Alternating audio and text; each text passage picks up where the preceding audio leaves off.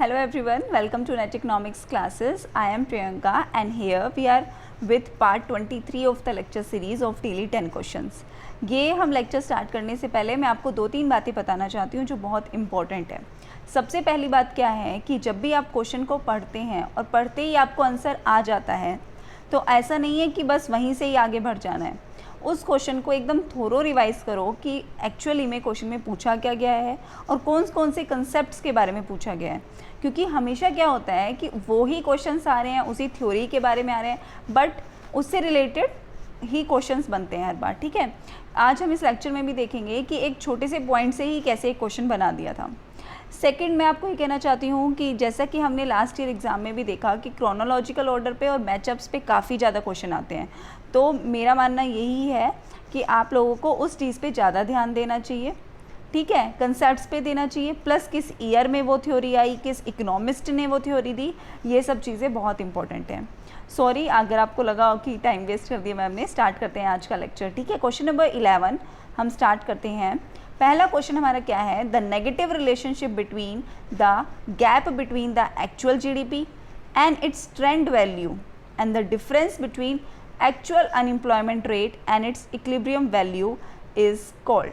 हमें क्या बताना है, नेगेटिव रिलेशनशिप किसके बारे में, between the gap between the actual GDP और उसकी ट्रेंड वैल्यू, कि उसकी ट्रेंड वैल्यू क्या है, और डिफरेंस बताना है एक्चुअल अनएम्प्लॉयमेंट रेट में एंड इट्स इक्विलिब्रियम वैल्यू में। उस चीज़ को हम क्या कहते हैं। 4 ऑप्शंस हमारे पास गिवन है। फर्स्ट है एग्रीगेट सप्लाई कर्व, सेकंड हमें दे रखा है फिलिप्स कर्व, थर्ड हमें दे रखा है natural rate of unemployment hypothesis, और फोर्थ हमें दे रखा है ओकन्स लॉ। सो अगर हम बात करें ऑप्शन ए और ऑप्शन बी की, तो एग्रीगेट सप्लाई कर्व जीडीपी के बारे में नहीं बोलता। सो हम ऑप्शन ए को यहीं पे ही कट कर सकते हैं। ठीक है, ऑप्शन बी में फिलिप्स कर्व आ जाता है जो अनएम्प्लॉयमेंट और इन्फ्लेशन के बारे में बात करता है। ऑप्शन सी में हमारी natural rate of unemployment hypothesis की बात है कि नेचुरली कैसे अनएम्प्लॉयमेंट आती है, और फोर्थ है हमारा ओकन्स लॉ। तो सी या डी इन दोनों में से ही कोई ऑप्शन बनता है ना। तो सबसे पहले आप डिसाइड करो कि कौन सा ऑप्शन सही होगा, फिर हम इसकी एक्सप्लेनेशन पे चलते हैं। चले, सो अगर हम इसकी एक्सप्लेनेशन देखें तो इकोनॉमिक्स में ओकन्स लॉ किसके नाम पे पड़ा है, आफ्टर आर्थर मेलविन ओकन, जिन्होंने ये इसके बारे में बताया किसमें, इन 1962 में इस रिलेशनशिप के बारे में बताया। तो ओकन्स लॉ के ऑथर का नाम और 1962 में ये आया था। ठीक है, it is an empirically observed relationship between unemployment and losses in our country's production। Country की प्रोडक्शन में जो लॉस होता है और अनएम्प्लॉयमेंट की जो सिचुएशन आती है उसके बीच में इन्होंने रिलेशनशिप बताया है। द गैप वर्जन, जो गैप आता है इनके बीच में, वो क्या बताता है, that every 1% increase in unemployment rate, अगर 1% अनएम्प्लॉयमेंट रेट में इंक्रीमेंट होगा तो अ कंट्रीज जीडीपी विल बी रफली an additional 2% lower than it's potential GDP. जितनी जीडीपी होनी चाहिए उससे 2% लोअर क्या हो जाएगी, हमारी जीडीपी हो जाएगी, ग्रॉस डोमेस्टिक प्रोडक्ट हमारा हो जाएगा। और डिफरेंस वर्जन डिस्क्राइब किया, relationship between quarterly changes in unemployment and quarterly changes in real GDP. Quarter में जो चेंज आता है, ठीक है, अनएम्प्लॉयमेंट में और रियल जीडीपी में। सो सेकंड इन्होंने ये रिलेशनशिप डिस्क्राइब किया, और इसके बारे में आगे इसकी स्टेबिलिटी पे और इसकी इन यूज़फुलनेस पे काफ़ी ज़्यादा डिस्प्यूट भी हुआ, बट ऑकिन्स ने ये बातें बोली थी। तो हमें क्वेश्चन में यही पूछा गया है कि हमें रिलेशनशिप, नेगेटिव रिलेशनशिप किसने बताया है। सो ओकन्स लॉ ने इसके बारे में बताया है। नेक्स्ट क्वेश्चन पे चलते हैं। नेक्स्ट क्वेश्चन हमारा क्या है, it is often true that as the economy begins to recover from recession the unemployment rate rises because. ये कहा गया है कि जैसे ही इकोनॉमी जो है वो रिकवर करना स्टार्ट करती है रिसेशन के पीरियड से, तो अनएम्प्लॉयमेंट रेट जो है वो राइज क्यों होता है, क्या है उसके पीछे रीजंस। ऑप्शन फर्स्ट हमारा क्या है, as the economy initially recovers from a recession, the demand for goods and services falls, so the demand for workers fall। Goods और सर्विसेज की डिमांड कम हो जाती है, इसलिए वर्कर्स की भी डिमांड कम हो जाती है। पहला ये। सेकेंड हमें क्या बोला गया है, as the economy begins to recover from recession workers who were previously discourage about their chances of finding a job begin to look for work again. जिनको पहले नहीं लग रहा था कि रिसेशन का टाइम चल रहा है, हमें जॉब नहीं मिलेगी, उनको अब क्या लग रहा है, चांसेस लग रहे हैं कि हमें जॉब मिल सकती है। थर्ड हमारा ऑप्शन क्या है, as the economy begins to recover from recession because of the errors in the way of data are collected. हमें क्या लगा कि डाटा ही गलत कलेक्ट किया गया है, उसमें कोई एरर्स आई है, इसका ये रीज़न हो सकता है। फोर्थ हमें क्या बोला गया है, as the economy initially recovers from recession firms do not immediately increase the number of workers they hire, firms wait to hire more individual until they are convinced that recovery is strong। So fourth option हमें क्या क्या है कि initial stage पे, starting stage पे जैसे हमारी economy recover करती है रिसेशन से, तो इमीडिएटली फर्म जो है वो वर्कर्स को हायर नहीं करती।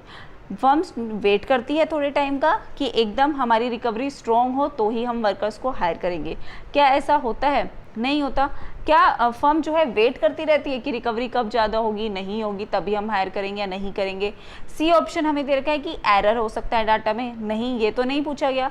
ये पूछा गया है कि अनएम्प्लॉयमेंट रेज होने का कारण क्या है।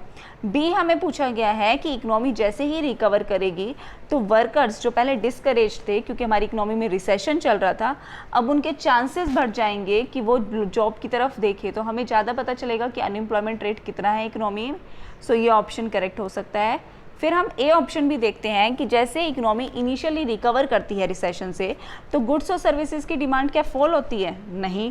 तो क्या वर्कर्स की डिमांड भी फॉल होगी? नहीं। गुड्स एंड सर्विसेज की डिमांड तो फॉल होगी नहीं इससे। सो ये ऑप्शन भी क्या है? रॉन्ग। सो ऑप्शन बी क्या है हमारा? करेक्ट, कि वर्कर जो पहले डिस्करेज थे उनको अब चांसेस हैं कि उनको अब जॉब मिल सकती है क्योंकि हमारी रिकवरी हो रही है रिसेशन से। नेक्स्ट क्वेश्चन पे चलते हैं, क्वेश्चन नंबर 13 जो किसके ऊपर बेस्ड है? मैचअप पे बेस्ड है। When additional government expenditure is financed by selling government securities, जब हम गवर्नमेंट जो है वो खर्चा करती है और उसको फाइनेंस कैसे करते हैं, हम पैसा कहाँ से लाते हैं कि हम गवर्नमेंट की सिक्योरिटीज़ को सेल करें। Then what will be the nature of crowding out effect. तो क्राउडिंग आउट इफेक्ट का क्या नेचर होगा? हमें यहाँ पे दो लिस्ट गिवन है, दो सिचुएशन गिवन है कि क्राउडिंग आउट इफेक्ट है और इसकी सिचुएशन है ये। हमें अब बताना है कि फुल, पार्शियल और नील क्राउडिंग आउट इफेक्ट में कैसी कैसी सिचुएशन अराइज होगी। तो ये क्वेश्चन करने से पहले हमें क्या पता होना चाहिए कि क्राउडिंग आउट इफेक्ट का मतलब क्या होता है। चलते हैं हम अपने एक्सप्लेनेशन पे। सो इकोनॉमिक्स में क्राउडिंग आउट क्या है? एक फिनोमिना है that occurs when increased government involvement in the sector of market economy substantially affect the reminder of the market either on the supply और the demand side of the market. तो crowding out का मतलब क्या है कि government जब market economy में ज़्यादा इन्वॉल्व होने लग जाती है तो उससे क्या इफेक्ट होता है कि मार्केट की या तो डिमांड पे ज़्यादा फर्क पड़ रहा है या फिर मार्केट की सप्लाई पे ज़्यादा फर्क पड़ रहा है। तो ये है हमारा। अब हमें देखना है कि क्राउडिंग आउट इफेक्ट में क्या सिचुएशन अराइज होती है। सो सबसे पहले अगर हम बात करें फुल की, तो फुल सिचुएशन में अराइज होती है क्लासिकल रेंज की बात, कि वो क्लासिकल है, थोड़ा पुराना है। पार्शियल में हम करेंगे इंटरमीडिएट रेंज की बात, बीच का टाइम है। नील में हम बात की है केन्जियन रेंज, नील में अप्लाई होती है केन्जियन की सिचुएशन। तो ये हमारा ऑप्शन कौन सा सही होगा कि फुल में बात हो रही है इंटरमीडिएट की, पार्शियल में बात हो रही है,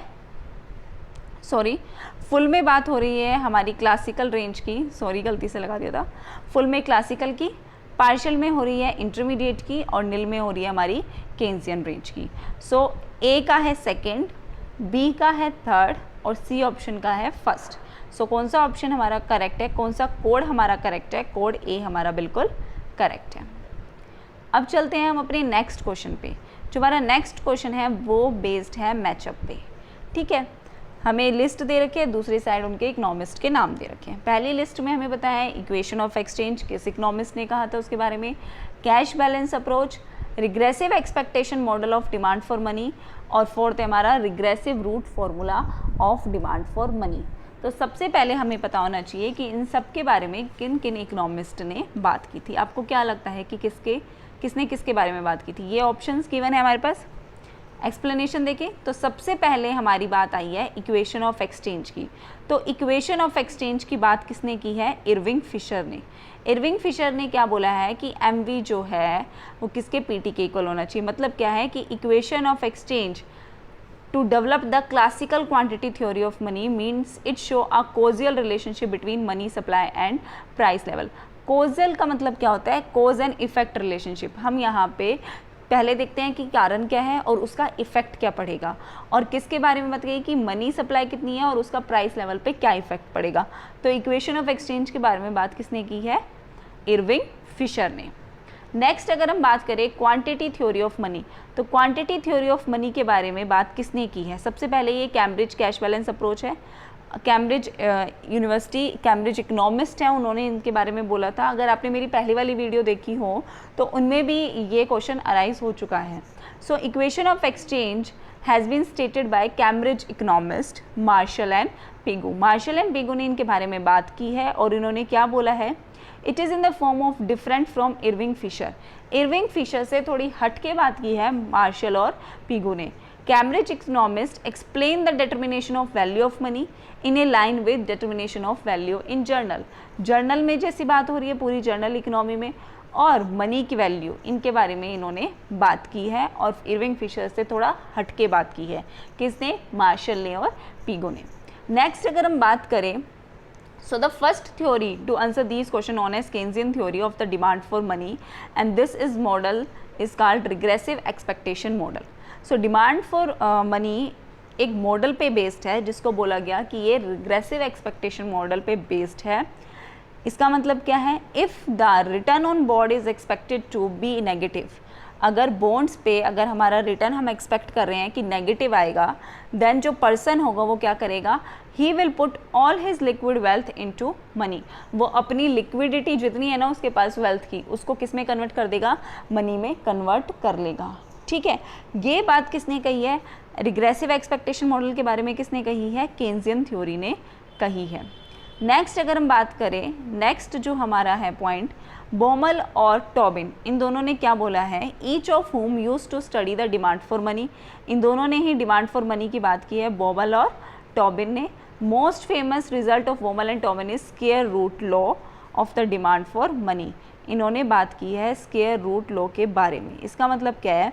this means that the average amount of cash withdrawal which minimize cost is the square root of the 2 time brokers fees multiplied by the size of individual income and divided by the interest rate। समझते हैं कि इसका मतलब क्या है? इसका मतलब क्या है? जो हमने कैश विड्रॉ किया उसकी एवरेज किसके इक्वल होगी? वो क्या मिनिमाइज़ करेगी? मिनिमाइज़ करेगी स्क्वायर रूट की कॉस्ट। और स्क्वायर रूट का मतलब हमें स्क्वायर रूट किसका करना है?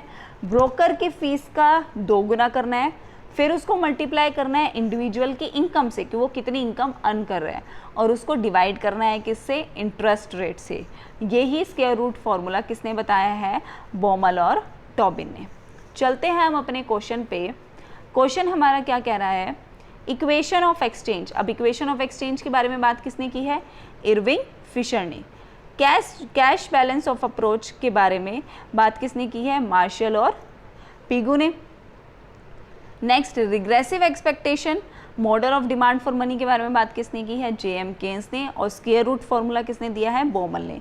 बोमल और टॉबिन दोनों ने दिया है। यहाँ पे ऑप्शन हमारा बोमल ही गिवन है, सो बोमल हमारा करेक्ट आंसर है। ठीक है, इक्वेशन ऑफ एक्सचेंज के बारे में किसने बोला है? इरविंग फिशर ने। कैश बैलेंस अप्रोच के बारे में किसने बोला है?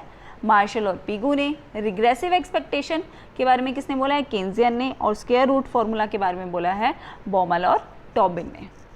चलते हैं हम अपने नेक्स्ट क्वेश्चन पे। ऑप्शन इनमें से एक सही है, ऑप्शन ए।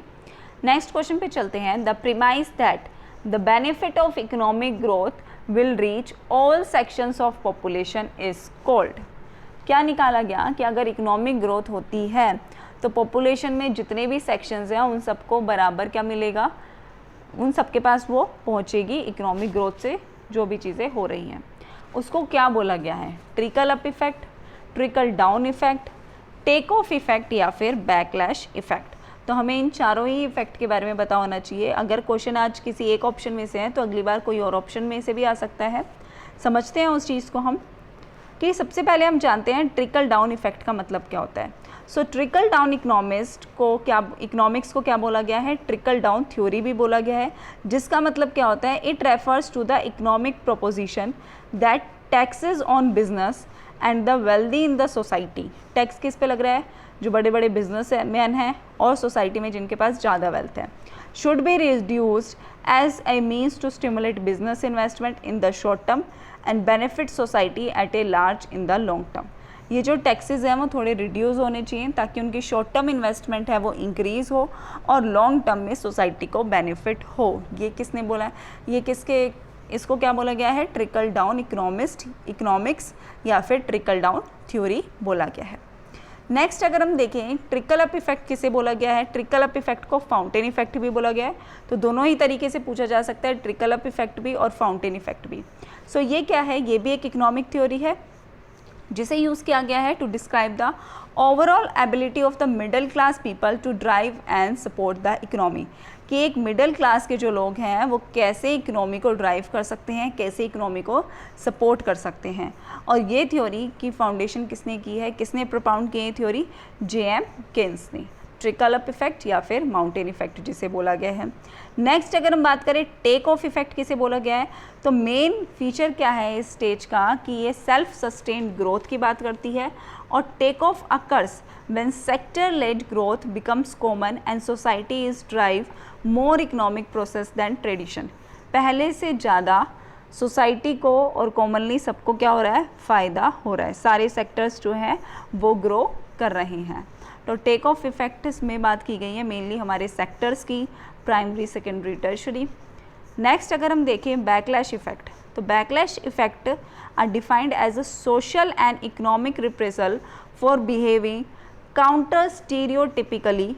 जो स्टीरियोटाइप लोग होते हैं, जो पुरानी रूढ़िवादी सोच होती है जिनकी, उसको काउंटर करते हुए क्या बोला है, self promotion as a risk factor for women, कि हर किसी को सेल्फ प्रमोट करना चाहिए अपने आप को, और ये वुमेन्स के लिए एक रिस्क फैक्टर की बात है जिसको बोला गया है रुडमैन एले ने 1998 में, एले लॉस एंजलिस रुडमैन ने, the cost and the benefit of counter stereotypical impression management. जो कोस्ट लगती है कि हम स्टीरियोटिपिक लोगों को क्या कर रहे हैं, काउंटर कर रहे हैं, वो कोस्ट और बेनिफिट, ये बोला गया है बैकलैश इफेक्ट में। सो यहाँ पे जो बोला गया है the premise the benefit of economic growth will reach all section of society, इसमें क्या है, ट्रिकल डाउन इफेक्ट है इसका करेक्ट आंसर। और सारे ऑप्शंस भी मैंने एक्सप्लेन कर दिए हैं, एक बार आप दोबारे पढ़ लेना, दोबारे सुन लेना, ज़्यादा अच्छे से समझ में आएगा। और वरना मैं आपको टेलीग्राम चैनल पे भी प्रोवाइड करती हूँ ये, तो आप वहाँ से भी पढ़ सकते हैं। एक बार सुनना बहुत इंपॉर्टेंट होता है क्योंकि हमें सुन के चीज़ों को ज़्यादा समझ में आती है, हमें पढ़ते हैं तो थोड़ा बोरिंग सा लगता है, ठीक है। 16th क्वेश्चन नेक्स्ट हम चलते हैं, in whose growth model entrepreneur significance is pivotal. जो एंटरप्रेनर की इंपॉर्टेंस है वो सबसे सुप्रीम है, किस ग्रोथ मॉडल में ये बात की गई है। तो सबसे पहले हमारा केन्सियन, दूसरा है हमारा स्कम्पीटर, तीसरा है हमारा हेरोड और फोर्थ है डोमर। हेरोड डोमर दोनों ही ग्रोथ मॉडल है, केन्सियन ने भी अपना ग्रोथ मॉडल दिया है और स्कम्पीटर ने भी अपना ग्रोथ मॉडल दिया है। किसी का लेबर ऑर्गुमेंटिंग है, किसी का कैपिटल ऑर्गुमेंटिंग है, किसी का दोनों है, किसी की बात की गई है कि नहीं एंटरप्रेनर इंपॉर्टेंट है, ओनर इंपॉर्टेंट है। तो ये क्वेश्चन ऑलरेडी एक बार जुलाई 2018 में भी मैचअप में आया हुआ है, ठीक है, कि स्कम्पीटर ने किसके बारे में बात की है। समझते हैं इसको एक बार कि स्कम्पीटर थ्योरी में एक आर्टिकल शेयर किया गया था आयशा जे के द्वारा, जिन्होंने क्या बोला था, development assigns paramount role to the entrepreneur and innovations introduced by him in the process of economic development. जब वो इकोनॉमी की डेवलपमेंट करता है एंटरप्रेनर तो उसकी इन्वॉल्वमेंट इम्पॉर्टेंट है, प्लस जो भी वो इनोवेशन अपनी फर्म में कर रहा है सोसाइटी की ग्रोथ के लिए, इकोनॉमी की डेवलपमेंट के लिए, वो बहुत इंपॉर्टेंट है। स्कम्पीटर के according the process of production is marked by combination of material and immaterial productive forces. जैसे कि हम इनोवेशंस लेके आए मार्केट में, तो हमारी इनोवेशंस का रिजल्ट होता है हमारा प्रॉफिट। ये ऑलरेडी मैचअप में क्वेश्चन आया था कि इनोवेशन को प्रॉफिट से रिलेट किस इकोनॉमिस्ट ने किया है, तो किसने किया है, स्कम्पीटर ने किया है, ठीक है। चलते हैं अपने ऑप्शंस पे। सो ऑप्शन हमारा कौन सा करेक्ट है, option B is correct, computer. Next question पे चलते हैं। नेक्स्ट क्वेश्चन हमारा क्या है, the classical model of economic development emphasize. जो हमारा क्लासिकल मॉडल है इकोनॉमिक डेवलपमेंट का, उसने किस पे एम्फसाइज किया है, किस पे जोर दिया है। पहला है हमारा लेजियस फ्री पॉलिसी, कि हमारी जो इकोनॉमी है वो फ्री होनी चाहिए, फ्री होनी चाहिए, ठीक है, गवर्नमेंट का ज़्यादा रोल नहीं होना चाहिए। फोर्थ हमें बोला गया है कैपिटल एक्यूमुलेशन, कि कैपिटल को एक्यूमुलेट करके, इकट्ठा करके उसको यूज़ करना चाहिए इकोनॉमी की डेवलपमेंट के लिए। सो जो क्लासिकल मॉडल हैं उन्होंने किन के बारे में बात की है, पहले और दूसरे ऑप्शन ये, तीसरा है कि दोनों के बारे में की है, और डी ऑप्शन है नन ऑफ दीज। सो कौन सा ऑप्शन हमारा करेक्ट हो सकता है इसमें, देखते हैं इसकी एक्सप्लेनेशन। सो जो क्लासिकल ग्रोथ थ्योरी है उसने आर्ग्यू किया है that economic growth will decrease और and because of an increasing population and limited resources. हमारी इकोनॉमिक ग्रोथ कम भी हो सकती है और बिल्कुल ख़त्म भी हो सकती है अगर हमारी पॉपुलेशन इसी तरीके से इंक्रीज़ होती रही और हमारे रिसोर्सेज लिमिटेड ही रहे तो। सो classical theory economist believe that temporary increase in real GDP per person would cause a population explosion that would consequently decrease real GDP. So classical growth theory जो है वो क्या बिलीव करती है कि अगर टेम्परेरी इंक्रीज़ हुआ रियल जीडीपी पर पर्सन में, पर पर्सन की रियल जीडीपी बढ़ी, सो पॉपुलेशन एक्सप्लोजन होगा और इसका रिजल्ट क्या निकलेगा कि हमारी रियल जीडीपी भी कम होगी। तो मतलब इसने बात की है कि एक इकोनॉमी में लेजियस फ्री पॉलिसीज़ भी होनी चाहिए, ठीक है, कि अगर कोई प्रोड्यूसर प्रोड्यूस कर रहा है तो गवर्नमेंट ज़्यादा इंटरवीन ना करे, प्लस कैपिटल एक्यूमुलेशन की भी बात होनी चाहिए कि हमें कैपिटल को, जो हम पैसा लगा रहे हैं उसको एक्यूमुलेट भी करना चाहिए आगे फर्दर इन्वेस्टमेंट के लिए। So option A and B क्या है हमारा करेक्ट है, क्योंकि अगर हमारी इकोनॉमिक डेवलपमेंट किस पे बेस्ड है, अगर हमारी लगातार पॉपुलेशन बढ़ेगी, हमारे पास रिसोर्सेज नहीं होंगे तो हम आगे फर्दर कैसे डेवलप करेंगे, नहीं कर पाएंगे। So option C is correct.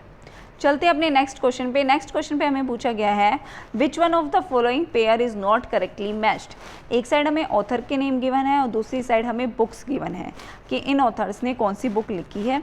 अब हमें बताना है कि कौन सा जो पेयर है वो इनकरेक्ट है। सो ऑप्शन ए बोला है साइमन कुजनेट्स, उन्होंने बुक लिखी है एशियन ड्रामा। दूसरी हमारी है जे रॉबिन्सन, उन्होंने दिया है essay in the theory of economic growth. सी हमारी कार्ल मार्क्स, जिन्होंने लिखी है दास कैपिटल। ये क्वेश्चन तो बहुत बार आता है कि दास कैपिटल बुक किसने लिखी है, सो कार्ल मार्क्स ने लिखी है। A.W. लेविस ने लिखी है थ्योरी ऑफ इकोनॉमिक ग्रोथ। सो आप इसको ध्यान से सुन लो, समझ लो इस चीज़ को, क्योंकि अगली बार क्वेश्चन किसी भी तरीके आ सकता है। बोल देंगे कि थ्योरी ऑफ इकोनॉमिक ग्रोथ किस इकोनॉमिस्ट ने दी है, किस ऑथर ने लिखी है, दास कैपिटल के ऑथर कौन है, ऐसे इन the theory of economic growth के ऑथर कौन है, या एशियन ड्रामा के ऑथर कौन है। तो अगर यहाँ पे हमें पूछा गया है कि कौन सा करेक्टली मैच नहीं है, सो हमारा ऑप्शन ए जो है वो गलत है। एशियन ड्रामा को लिखने वाले हैं हमारे गुनार म्रिडल, ठीक है, गुनार म्रिडल ने एशियन ड्रामा लिखा है, 50 साल पहले की बात है ये, ठीक है। सो हम देखें कि अगली बार अगर क्वेश्चन आता है कि ऐसे इन the theory of economic growth किसने लिखी है, तो जे रॉबिन्सन ने लिखी है। दास कैपिटल किसने लिखी है, तो कार्ल मार्क्स ने लिखी है। थ्योरी ऑफ इकोनॉमिक ग्रोथ किसने लिखी है, तो A.W. लेविस ने लिखी है। एशियन ड्रामा लिखी है तो किसने लिखी है, गुनार म्रिडल ने लिखी है, ठीक है। नेक्स्ट बात करते हैं 19th question, what does change in economic growth. Economic growth में जो चेंज आता है वो कैसे आता है, हमें कैसे पता चलता है कि इकोनॉमी जो है ग्रो कर रही है। इकोनॉमी डेवलप करती है और इकोनॉमी ग्रो करती है। डेवलप तो करती है हर तरीके से कि क्वालिटी ऑफ लाइफ कैसी है, लोगों का इन्फेंट्री रेट क्या है, लिटरेसी रेट क्या है, सब मैटर्स से, कि हेल्थ इंडेक्स कितना है, वो होती है डेवलपमेंट। ग्रोथ सिर्फ होती है हमारी कि पर कैपिटा इनकम कितनी बढ़ रही है, नेशनल इनकम लोगों को कितनी बढ़ रही है। तो इकोनॉमिक ग्रोथ की बात करें तो नेशनल इनकम के बारे में पूछा गया कि नेशनल इनकम से हमें पता चलता है कि इकोनॉमिक ग्रोथ में क्या चेंज आया है। इकोनॉमिक डेवलपमेंट की बात करें तो डेवलपमेंट ओवरऑल होता है कि इन्वायरमेंट पोल्यूशन इंडेक्स कितना है, ठीक है, जेंडर इंडेक्स कितना है, जेंडर डेवलपमेंट इंडेक्स कितना है, इन्फेंट मोर्टेलिटी रेट कितना है, लिटरेसी रेट कितना है, सारी चीज़ें इन्वॉल्व होती है डेवलपमेंट में। एक बंदा डेवलप होता है, ओवरऑल होता है। हम ग्रो कर रहे हैं तो हम ग्रो होते हुए कैसे दिखेंगे, हमारी हाइट बढ़ेगी तो हम दिख रहा है कि ग्रो रहे हैं। डेवलप कैसे दिखेगा कि हमारे अंदर कितनी वैल्यूज़ डेवलप हो रही हैं, हम कितने अच्छे बन रहे हैं, हम अपनी पढ़ाई पे ध्यान दे रहे हैं, हम लोगों की रिस्पेक्ट कर रहे हैं, वो होती है हमारी डेवलपमेंट। ठीक है, सो इकोनॉमिक ग्रोथ में चेंज हमें कैसे पता चलता है? नेशनल इनकम के थ्रू पता चलता है। नेक्स्ट क्वेश्चन पे चलते हैं, लास्ट आज का 20th क्वेश्चन। विच स्टेट या union territory have been placed at first 3 places in gender development index list 2006 made by the government of India. Government of India ने 2006 में एक लिस्ट बनाई थी जेंडर डेवलपमेंट इंडेक्स लिस्ट, तो उसमें हमें बताना है कौन सी स्टेट ने या कौन सी यूनियन टेरिटरी जो है वो फर्स्ट 3 नंबर पे है। ऑप्शन हमारे पास गिवन है केरला, चंडीगढ़, गोवा। केरला, गोवा, चंडीगढ़, या चंडीगढ़, गोवा, केरला, या फिर गोवा, केरला, चंडीगढ़। सो हमें बताना है करेक्ट ऑप्शन क्या है। ये तीनों ही स्टेट हमेशा आती है। अगर हम आज रिसेंट की भी बात करें ना, तो गोवा, केरला, चंडीगढ़ ये ही टॉप 3 पे चलती हैं। हमें बताना है 2006 का। सो उसके अकॉर्डिंग तो ऑप्शन ए करेक्ट है हमारा, केरला, चंडीगढ़ और गोवा। लेकिन अगर हम आज की बात करें, वर्ल्ड इकोनॉमिक फोरम ने रिसेंटली जो जेंडर डेवलपमेंट इंडेक्स 2019 का बताया, उसमें क्या बोला है कि इंडिया की कौन सी पोजीशन है? 112th पोजीशन पे है इंडिया जेंडर डेवलपमेंट या जेंडर इक्वालिटी की बात करें तो। मतलब वुमेन की पार्टिसिपेशन हो रही है बट कंपैरेटिवली कम हो रही है। ठीक है, इक्वालिटी आज भी बहुत जगह पे नहीं है। सो अगर हम आज की बात करें तो केरला फर्स्ट पे है, चंडीगढ़ सेकंड पे है और थर्ड पे है गोवा। अगर सबको जानना है लक्षद्वीप कितने पे है, दिल्ली कितने पे है, तो दिल्ली की रैंक 5th है, हिमाचल प्रदेश की 8th है, पुडुचेरी की 7th है, पंजाब की 9th है, सिक्किम की 10th है, 11th पे दमन एंड दीव और हरियाणा दोनों ही आते हैं। ठीक है, सो केरला फर्स्ट नंबर पे है, सेकंड पे है चंडीगढ़ और थर्ड पे है गोवा। सो 2006 और आज का डाटा अभी भी सेम ही है। ऑप्शन ए हमारा करेक्ट होगा। थैंक यू सो मच देखने के लिए। हमेशा खुश रहिए, हंसते रहिए। प्लीज़ लाइक, शेयर और सब्सक्राइब करना मत भूलना। अपने फ्रेंड्स के साथ शेयर करो, मुझे भी बहुत मोटिवेशन मिलती है कि आप लोगों को पसंद आ रहा है। Thank you so much, take care, bye bye.